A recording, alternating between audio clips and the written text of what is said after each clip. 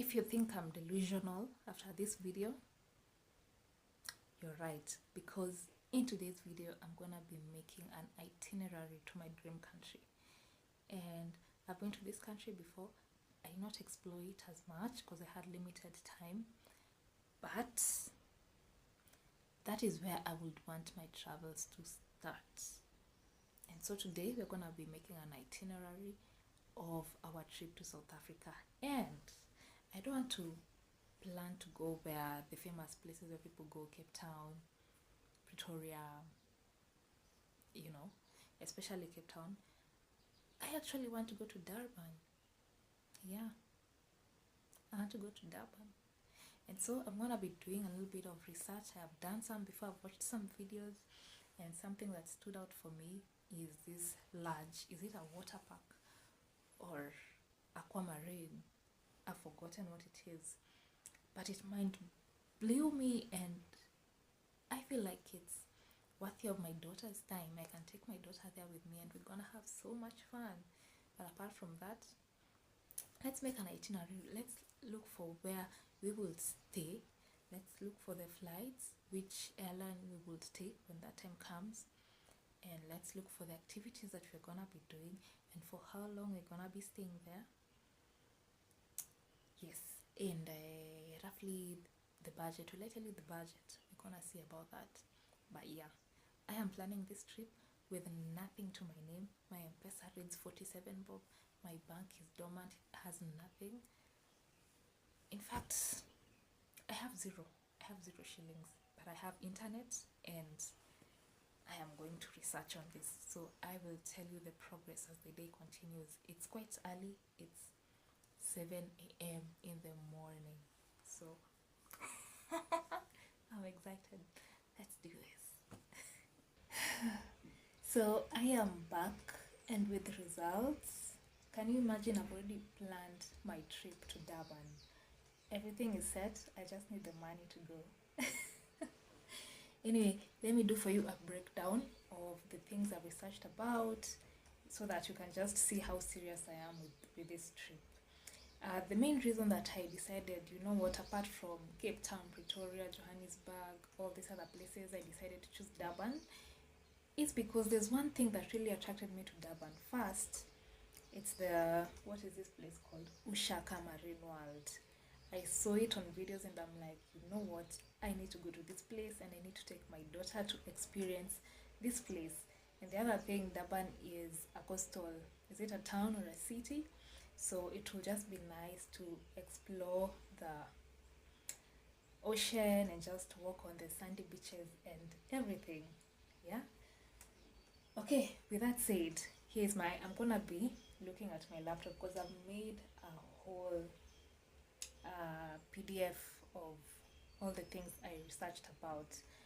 Something else is I've been to South Africa once, so it's not gonna be my first time. So I know maybe one or two things, and therefore it was easier for me to create this trip. So this trip is scheduled for next year, 2026. The month, we'll see when God decides it's gonna happen. But what I know is that I am ready. So the first thing I do when looking for places to go, of course, it's accommodation. Where am I going to sleep? Forget even about the transport and the activities I'm gonna do. I need the accommodation first.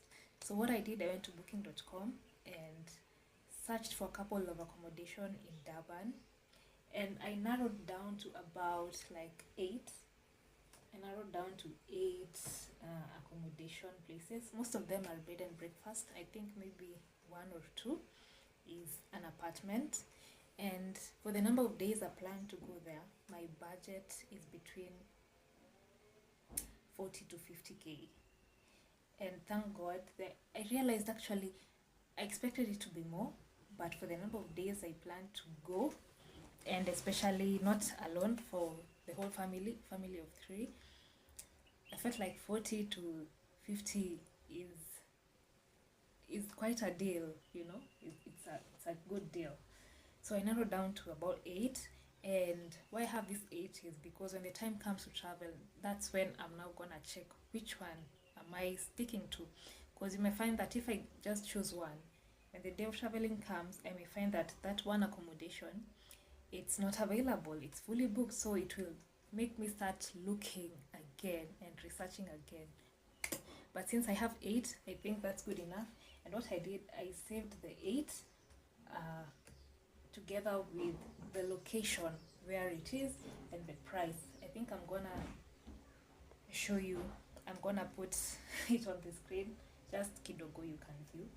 I put it with the price and whether it's a bed and breakfast or where I have to cook by myself. Okay, so for the accommodation, that was done. Then I went now to the transportation.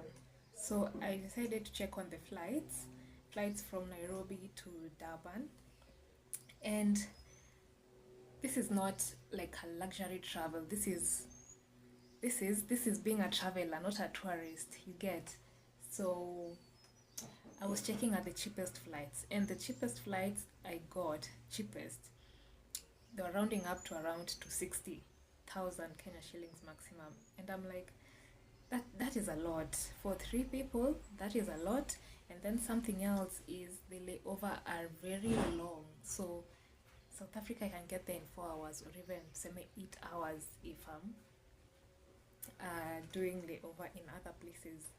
But now this one, I will take even up to 36 hours just to get to Durban. And I'm like, you know what, wait, no. Let's look for flights from Nairobi to Johannesburg. Then from Johannesburg, we can do a bus, because I've done this before. I've flown from Nairobi to Johannesburg and I've taken a bus. But that time I was going to Georgetown, not to these other ones. But it was a good experience. So I checked for the flights from Nairobi to Johannesburg, and the cheapest flight I got was ranging to 160 to 170 Kenya shillings. And I think I'm gonna settle with Rwanda Air, because that's the one I used last time. And last time it was so cheap. Imagine I used just 40k, one person, to and fro. But now for 3 people, ranging from 160 to 170,000 Kenya shillings, which is fair, which is very fair. So after checking that, I decided now let's look at the buses. Let's look for the buses. But before we look for the buses, let's see a flight from Johannesburg to Durban. How much would it cost? Will it be cheaper than the 260k or will it be more? So I researched, and the rough figure I got was 11,000 Kenya shillings per person one way. So if you do that 2-way for 3 people, that's 66,000, which I still felt that's a lot. I can still save that money and use it on accommodation or even for shopping and miscellaneous things. So we went to look for the buses. The last time I was in SA, I traveled with Intercape. It was nice. The only bad thing is they did not have sockets to charge, and I reached my destination and my phone was about to die. That was not good. But we checked for 3 companies. We checked for Greyhound, we checked for Intercity Express, and we checked for Intercape. Intercape was more on the pricier side. Durban was okay. Greyhound was okay. Intercity was okay. And some of these buses were dependent on whether you're traveling during the day or during the night. But for this travel, I would prefer to go during the day so that I can see the views, because the last time I did the travel, it was at night, so I did not get to see much, though it seemed to have been beautiful. So I'd love to do the day travel. Now for the bus fare, for the highest, the most expensive, of course economy, I'm not gonna be doing like VIP and stuff like that. The most expensive would range to, okay, let me just give you for the 3. For Greyhound, I would have to pay between 15,000 to 18,000. That is return for 3 people. You see how cheap that is? For Intercity, I'd have to pay between 12,000 to 15,000. That's return for 3 people. And for Intercape, which was a bit more pricier, was between 16,000 and 17,000 return. So that was quite a deal, and I felt like that's okay. And mark you, these prices, they're rounded off, so it could be way cheaper, because some of the prices I rounded them off to maybe 500 Kenya shillings, 400 Kenya shillings, 600 Kenya shillings, you see. So it could be way cheaper than what I'm actually telling you guys right now. And yeah, so till there,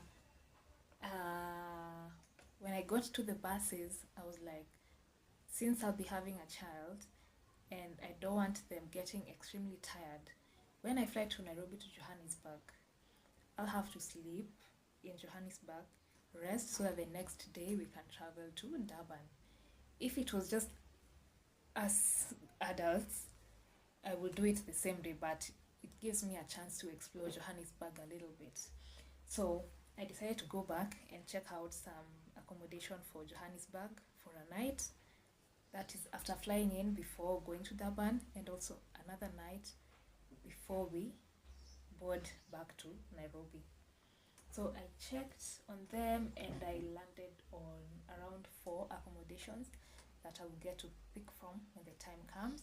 And of course, the same thing I did, I've saved them with their locations so that when that time comes, I can choose the one nearest to the station where I'll get the bus and stuff like that. You know, all those logistics.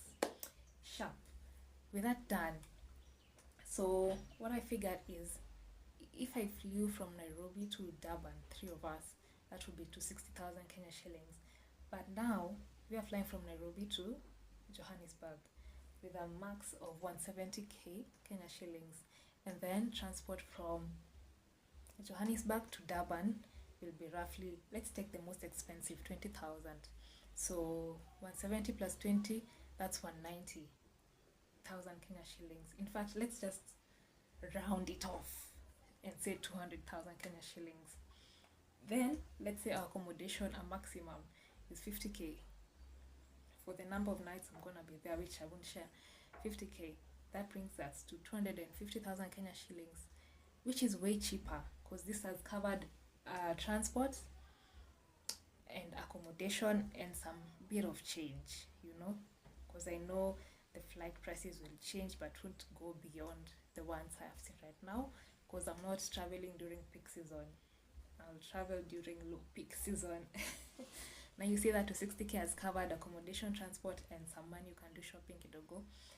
So what I would just need to do is add some pocket money on top of that, and it will be good to go for 3 people. That's a good deal.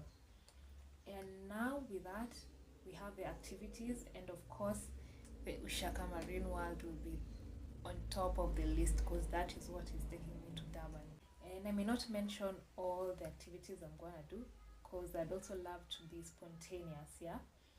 But I'll go to the Ushaka Marine World, I'd go to the beaches, I'd go to the zoo, I'd go for nature and sightseeing, stuff like that. I'd also want to have taste of the traditional South African foods, they're nice, do shopping and all of that. Make friends with the locals and see how all this ends up. Yeah, so activities, there's quite a lot of things I can be able to do, but the main thing is to have a rough idea on how much I would need for this whole trip for my family.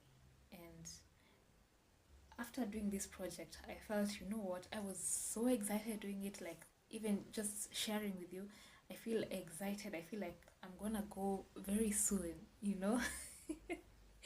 And I was like, now since I've been able to do this, why can't I also plan for other subsequent trips after that? And the reason why I chose South Africa to be first, it's because it had always been my dream country. I got the opportunity to go there, but I did not have much time to explore. The schedule was so tight, and I was like, when I get back into being a traveler, I want to go back there and re-strategize my traveling from that place, because it's been in my heart, and I just want to go another time and just explore and now put my mapping or my footing from there and see which other places I would love to go. And it got me thinking, okay, if it's East Africa, what other towns do we know apart from the capital city? And I was like, by the way, I don't know places, because I was thinking of Rwanda. Apart from Kigali, where do I know? And I realized I don't know. apart from Entebbe and Kampala in Uganda, and Jinja, which other places do I know? No idea. So this project opened me up to thinking and having more passion to do more research on this. About me going to South Africa the first time, I'm gonna tell you, because this is the same kind of thing I did, the same kind of planning I did to be able to go to SA. So that we'll do in another video. But I just wanted to share this process, and also if you're planning to do traveling alone, I think these are some of the things you need to research on. Yeah. And of course the visas and everything, but since South Africa nowadays it's visa free,